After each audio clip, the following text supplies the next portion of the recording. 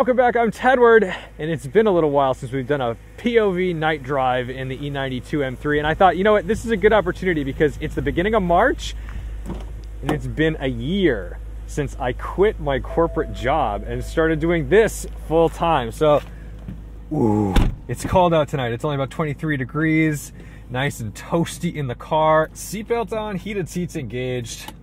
Let's get her in gear and go for a drive.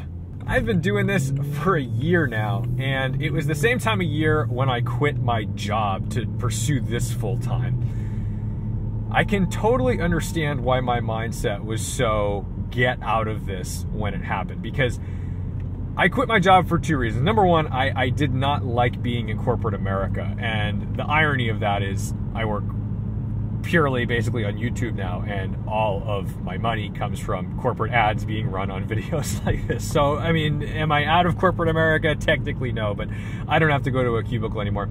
But really, even though I was making good money and life was, you know, by all accounts okay, I was just so miserable. And I've talked about this before, but I'll spare you the details. I was basically just having panic attacks every day because I hated it. I just didn't like getting up and going to work every morning. I didn't like what I was doing, and I didn't find that there was any path up. I didn't look at any of my managers or their managers or their managers and think, oh, that's who I want to be. That's what I want to be. And it's no slight against them. They're all fine people. They just didn't have jobs that I wanted. And I was in a point in my life where I had all right, you know what? We're going to be a good boy today. I'm going to stop at this yellow light. I could have made it. Anyway, I was in a point in my life where I didn't have any real responsibilities. I didn't have any big loans, or any loans really, other than like just paying my monthly credit card bill, which you should pay off every month. But I didn't have a spouse or kids or college debt. All that was taken care of. Well, not taken care of. I've never been married. But there was no other time in my life better than now to take a leap. And I had saved a bunch of money to be able to fail, basically. Now, I knew that I was making enough money to pay my bills a year ago. Like, I knew that I could pay my bills without tapping into my savings. And that was like the big deal. Like, okay, I'm making just enough money to get by, basically net zero. That's more than a lot of folks could say on an independent business endeavor, or however you want to call it. So I thought, all right, I've already gotten to that point. That's incredible. So I had to just take the leap. I had to just try it, because worst case scenario, YouTube doesn't grow. And at the time, 30,000 subscribers and maybe making $300 to $400 per month. Not exactly a living wage, but I knew that if I spent the time on it, maybe it would work out for me. But like I said, I had a savings account that would have bolstered me for a good amount of time to at least pay the rent, keep me fed, pay the insurance on the cars, and let me live my life without really having to do anything else. And I called that my nervous breakdown fund. I figured that if I had a full nervous breakdown in corporate America, which many people do, they just do it in a closeted way, and they get on a bunch of drugs, or they drink a lot, and they see expensive therapists. I knew that I needed an exit strategy for my own sanity from corporate America, and that's what I built for myself. I basically saved up a ton of money. I didn't go buy frivolous things. All my cars I bought relatively low in the market. I think the M3, I probably splurged a little bit with $35,000, but I didn't go buy, I almost bought a 911T, a Carrera T. I canceled the order because I realized, like, are you out of your mind? You're going to spend $117,000 on a car that's going to depreciate a lot in 2 years? Yeah, not a great idea. So I did almost make some dumb decisions, but I didn't. I backtracked on those for the sake of the nervous breakdown fund, so I could quit my job and do this full time. So how's it been going? Because I'll tell you, the initial feeling of quitting my job was amazing. It immediately felt fantastic, and it immediately felt like I was this huge release, followed very quickly by a little bit of panic. Like, oh my God, there's no one sending me a regular paycheck every 2 weeks. This doesn't exist. What you're making is purely based on what you put into it, and hopefully what is going on here with all these trucks? Is there a house moving or something? I'm confused. What's going on? Oh, all right. There was a huge windstorm last night. It put my power out for 11 hours. Those are the power company trucks probably going around restoring power to more people. So the fear set in a little bit, but then COVID hit, and it kind of felt like I dodged a bullet, except for the fact that my company that I was working for laid off like 25% of their workforce. And had I held out for like a month or two, I probably would have gotten a decent payout for that layoff, because I would have volunteered to be laid off. And then instead of quitting my job and walking away with nothing, I would have been laid off with a severance package. And that would have been pretty sweet. Whatever, you can't predict everything. I guess I was like a month early to that party. However, I also don't think that I would have been able to survive there another month. I was starting to lose my mind. Now, the really incredible thing that happened after I quit my job and announced basically to my close friends and family what I was doing, people came forward and offered me vehicles, and then more vehicles started coming in, and that's where I started having a lot more fun with this job, because, ooh, this nice corner. Slow down in case there's a cop posted up. They like to post up around here with no lights on. They just sit silently, quietly, and I don't have my radar detector on me right now. But in the spring and summer, even though COVID was raring and everybody was like locked down, the cars were still available, and I do everything I do alone. And oh, for me, I'm kind of an introverted person. Although I do enjoy talking to people, I'm totally fine in groups, I guess, but I think I need some alone time to recharge. Like if you're on a business trip and you spend your whole day at work, and if you're on a business trip, usually your day at work is longer than 8 hours. You're there for 9, 10, 11 hours, and then your coworkers like, want to go out to dinner together? You're like, I mean, some people like that. Some people want to go for drinks and stuff.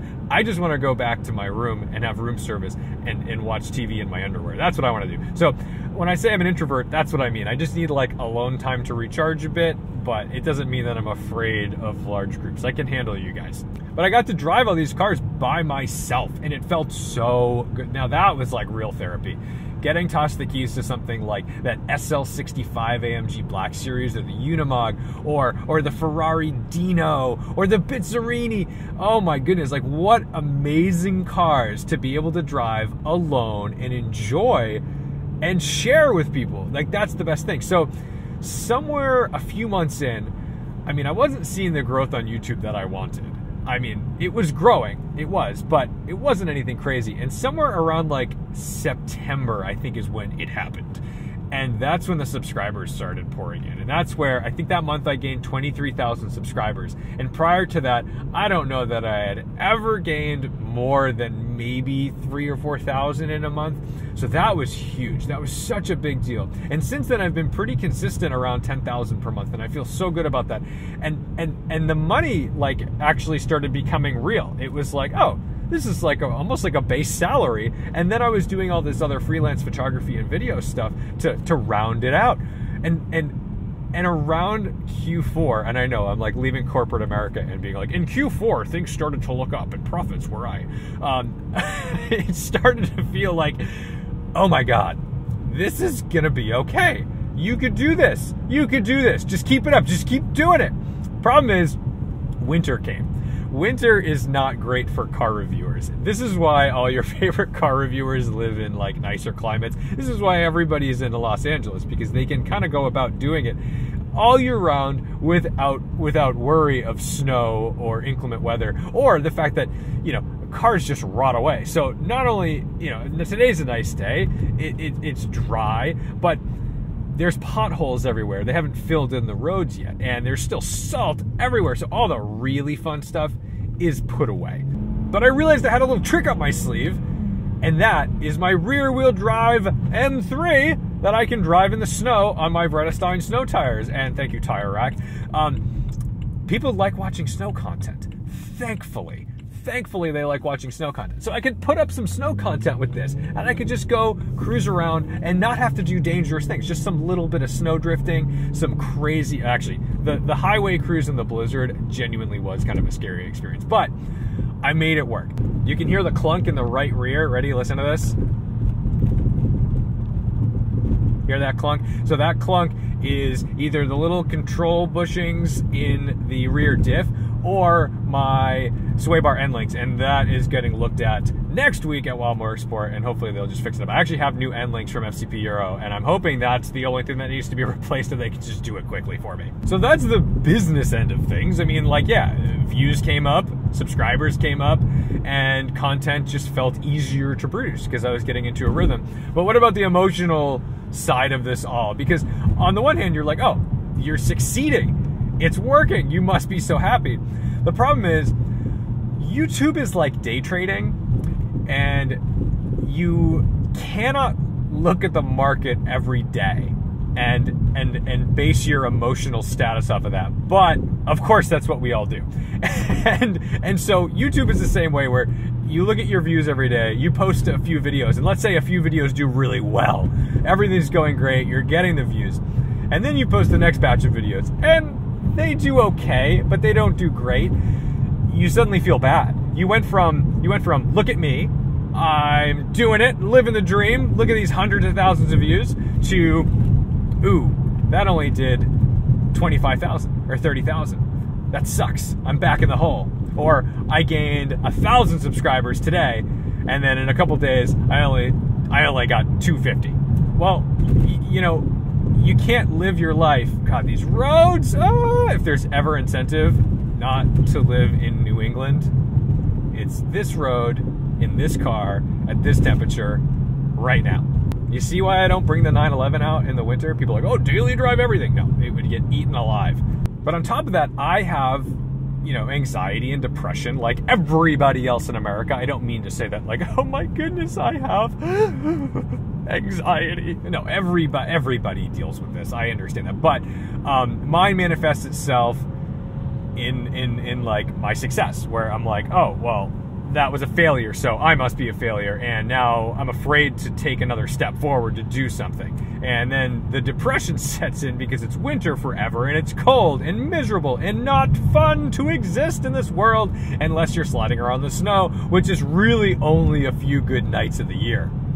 Now, a little over a year ago, to help out with that, I quit drinking. Now, whenever you tell somebody you quit drinking, they assume you're an alcoholic. Or if you say like, oh, I don't drink, they're like, you're either a Mormon or an alcoholic. There's like very little leeway for in between. And if you say like, I'm not straight edge either, I don't know, is that a thing anymore? Are kids still straight edge? When I was a kid, kids would be like, I'm straight edge, meaning like they actively don't drink. They like promote their not drinkedness. I don't really care about that. I don't drink and I just don't drink. That's just it.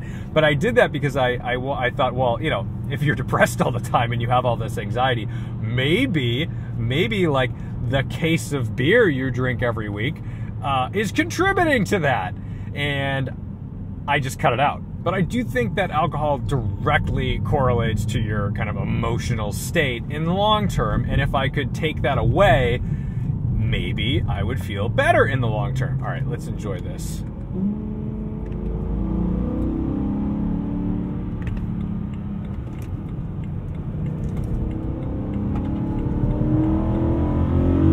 I gotta leave that on.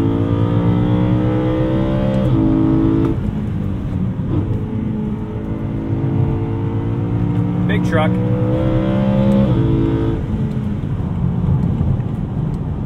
God, I love this car.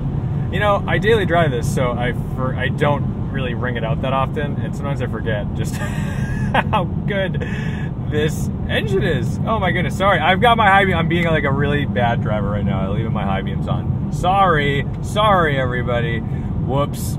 Anyway, so I genuinely think that like had I been drinking throughout COVID, throughout like the pandemic, I probably would have been worse off, but it was still a pretty rough winter, and I think like the last like week or two I've been like a little bit on the end of my rope, just trying to get through the day, get my work done, and schedule new work, and have it's more about motivation. It's not like work is hard. I love what I do. Sometimes just the motivation to get up in the morning and do your job is the worst part. And once you're doing your job, it's fine, but it's like you still have to get yourself to do your job, and that's a job in itself. I do think that more importantly than anything else about this whole experience is that I've learned that I'm independently capable. And when you work for a large company, like especially like a real big corporation, you may have wins, you may solve problems, you may have projects that you do well in, you may have tasks that you do well in, but when something really succeeds, it can be really difficult to feel like it was yours. It can be really difficult to feel like, wait, did I do that? Or are we just too big to fail? Like, is this team too good to fail? Are the people that were hired in this team too capable to let this actually fall apart on my watch? Like, did I do it? Is it me? But when you're on your own, like you're like a one-man band, you make the decisions every day. You're the make or break on whether you earn any money that day. That's when you own all of your successes and you own all of your failures. God, I love this car. 96,000 miles. We are getting there, man. Oh, it still sounds like that.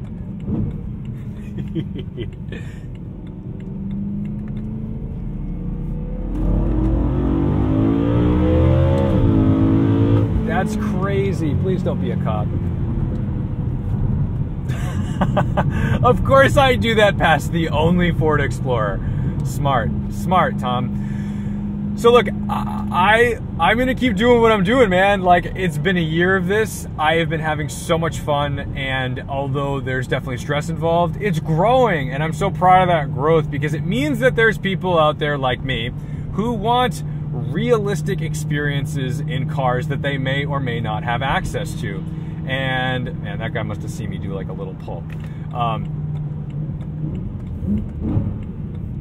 Like these downshifts, man, that's nuts. That's really the point, man. I just want you to feel what it's like to drive these cars and get a sense of just enjoying driving for the sake of driving, because driving is wonderful. Thank you guys so much for all of your support this year. Thank you so much for watching, liking, commenting, and subscribing. Don't forget to respect the drive. And a huge, huge thank you to all the Patreon supporters who have like ponied up cash. $1 a month is like literally the world to me. That's incredible that someone would believe in me. $1 per month. That's enough belief. That's all I need. Thank you so much. I'll see you in the next one.